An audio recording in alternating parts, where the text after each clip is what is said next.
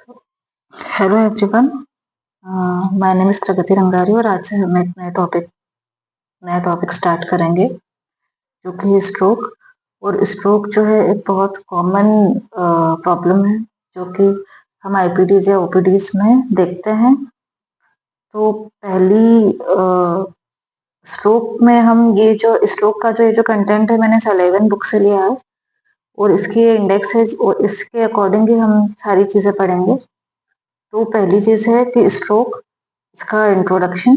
तो स्ट्रोक क्या होता है? Stroke is a sudden loss of neurological function caused by interruption of blood flow to the brain. यानी कि ब्रेन में ब्लड फ्लो का इंटरप्शन हो जाता है जिसकी वजह से हमारी बॉडी में न्यूरोलॉजिकल फंक्शंस जो भी होते हैं उसका सडन लॉस हो जाता है, जिसे हम स्ट्रोक कहते हैं। और अगर ये सिम्टम्स जो है अगर 24 आवर्स तक परसिस्ट करते हैं तो वो स्ट्रोक की कैटेगरी में आएंगे, यानी कि हम उसे स्ट्रोक तभी कहेंगे जब वो 24 आवर्स तक परसिस्ट कर रहे होते हैं। तो कॉमन टाइप्स ऑफ स्ट्रोक में is a condition in which blood flow to the brain is disturbed leading to brain cell death and potentially severe neurological deficits.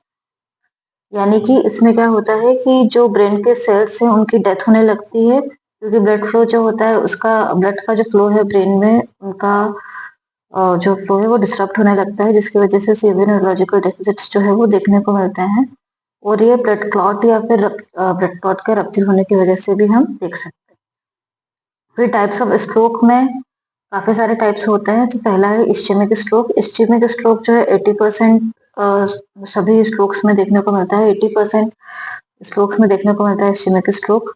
और ये होता है क्योंकि ब्लड फ्लो के ब्लॉकेज की वजह से होता है, जिसकी वजह से जो टिश्यू है ब्लड ब्रेन का जो टिश्यू है उसमें ऑक्सीजन और न्यूट्रिशन का डिप्राइवेशन होने लग जाता है, यानी कि ऑक्सीजन और न्यूट्रिएंट सप्लीमेंट्स न्यूट्रिएंट्स जो है वो नहीं पहुंच पाते, जिसकी वजह से वहाँ पे इस्चीमिया डेवलप होने लगता है।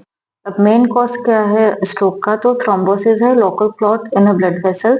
थ्रोम्बोसिस यानी कि हमारी जो ब्लड वेसल है उसमें एक क्लॉट बन जाना। फिर इम्बोलिस, इम्बोलिस में क्या होता है कि अ क्लॉट और debris from another part of the body blocks blood flow. Hypoperfusion यानी कि inadequate blood supply to due to low systemic blood pressure और अदर कॉजेस। अब यानी कि हाइपोपरफ्यूजन का मतलब ये है कि low systemic blood pressure, overall blood pressure जो है बॉडी का वो कम है, जिसकी वजह से ब्रेन को ब्लड सप्लाई जो है वो नहीं मिल पा रहा है, जिसकी वजह से स्ट्रोक जो है वो आता है पेशेंट्स। अब इसकी वजह से क्या होता है? टिश्यू नेक्रोसिस यानी कि ब्रेन का जो टिश्यू है उसकी डेथ हो जाना। और surrounding penumbral area where cells may be damaged but not dead yet, potentially salvageable with quick treatment.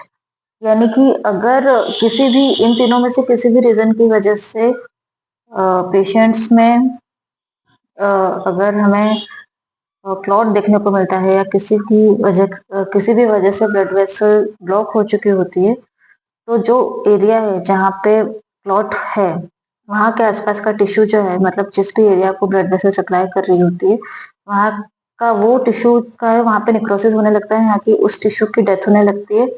और उसके आसपास का जो एरिया होता है वहाँ पर उसकी डेथ नहीं होती है लेकिन वो डैमेज हो चुका होता है, जिसकी वजह से उसे हम पेनिम्ब्रल एरिया कहते हैं। और अगर उसे क्विक ट्रीटमेंट हम दे देते हैं तो वो एरिया को हम डेथ होने से बचा सकते हैं, उस टिश्यू की डेथ होने से हम बचा सकते हैं। फिर चौथी चीज है हेमरेजिक स्ट्रोक। क्या तीसरी दूसरी चीज है हेमरेजिक स्ट्रोक, दूसरा type. So caused by rupture of blood vessel leading to bleeding in और अराउंड द ब्रेन। यानी कि ब्लड वेसल का फट जाना। इस्चेमिक स्ट्रोक में क्या होता है कि ब्लड वेसल में इंफाक्ट नहीं होता है लेकिन कुछ क्लॉट जम जाने की वजह से ब्लड जो है वो उस टिश्यू तक पहुंच नहीं पाता है, रुक जाता है। हेमरेजिक स्ट्रोक में क्या होता है कि वो ब्लड वेसल जो है वो फट चुकी होती है, जिसकी वजह से उसके आसपास के एरिया में ब्लीडिंग हो चुकी होती है और उसकी वजह से ब्रेन का टिश्यू जो है उसमें डेथ होती है, टिश्यू डेथ होने लगती है और ऑक्सीजन डिलीवरी जो है वो रिड्यूस होने लग जाती है। इसी की वजह से इंट्राक्रेनियल प्रेशर जो है वो भी इंक्रीज हो सकता है।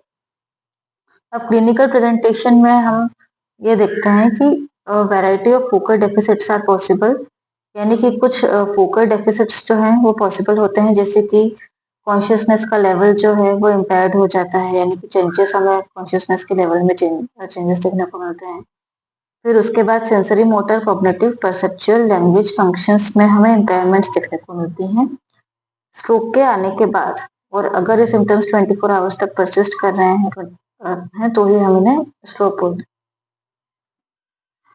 हैं। फिर motor deficits are characterised by paralysis और weakness.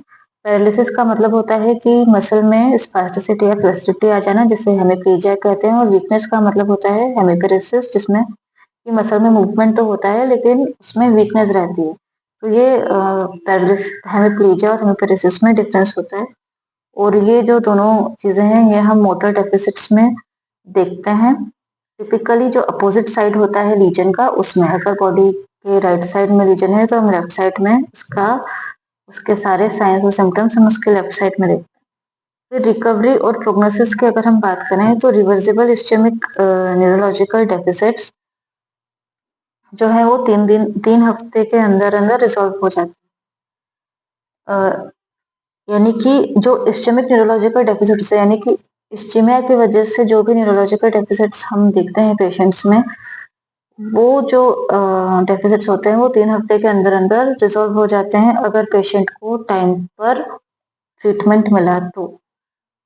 Residual impairments lasting longer than 3 weeks may be result in permanent disability। अगर 3 हफ्ते से ज्यादा 3 हफ्ते के अंदर अंदर न्यूरोलॉजिकल डेफिसिट नहीं आते हैं तो 3 हफ्ते के बाद ये जो इम्पेयरमेंट्स है लॉन्ग लास्टिंग हो जाती हैं या फिर परमानेंट डिसेबिलिटी पेशेंट्स को दे सकती हैं। अब इस चीज की रिकवरी इस चीज पर डिपेंड करती है, यानी कि ये दोनों चीजें, ये जो रिकवरी या रिजॉल्व है डेफिसिट्स का, ये इन चीजों पर डिपेंड करता है कि लोकेशन क्या है और ब्रेन इंजरी कितने एक्सटेंट तक फैली हुई है, यानी कि ब्रेन के कौन से एरिया में इंजरी हुई है और कितने एक्सटेंट तक वो फैल गई है। फिर amount of collateral blood flow, यानी कि कौन सी ब्लड वेसल जो है उसको उसमें लीजन हुआ है तो, और उस एरिया में आसपास का कोलेटरल ब्लड फ्लो है या नहीं, ये इस बात पर डिपेंड करता है, यानी अल्टरनेट सर्कुलेशन प्रेजेंट है या नहीं ब्रेन के उस एरिया में। फिर quality of acute care post stroke और पोस्ट स्ट्रोक, यानी कि स्ट्रोक आने के तुरंत बाद एक्यूट केयर जो कि 1 से 7 दिनों तक होती है या 24 आवर्स से 7 दिनों तक होती है, वो पेशेंट को किस क्वालिटी की मिलती है इस बात पर भी डिपेंड करता है। अब ये जो है दिस इज एपिडेमियोलॉजी जो कि इंडिया पर के अकॉर्डिंग है। तो इंसिडेंसेस इसमें न्यू केसेस है, India so 1.25 million new stroke cases in 2021, यानी कि इंडिया में 1.25 मिलियन न्यू केसेस स्ट्रोक के थे 2021 में। नेशनल रजिस्ट्री ने देखा है कि इंसिडेंस जो है रेंज करते हैं 96.6 to 187.6 per 1 lakh people per year depending on the region। Overall age adjusted incidences rose moderately from 76 to 88%। Prevalence जो है stroke total living with stroke का वो है increase from 4.4 million to 9.4 million, यानी कि 1990 में प्रिवलेंस जो था स्ट्रोक का वो 4.4 मिलियन था और 2021 में स्ट्रोक का जो प्रिवलेंस था वो 9.4 मिलियन था, जिसमें कि 47% बढ़ गया था। और ये वैरी करता है रीजनली।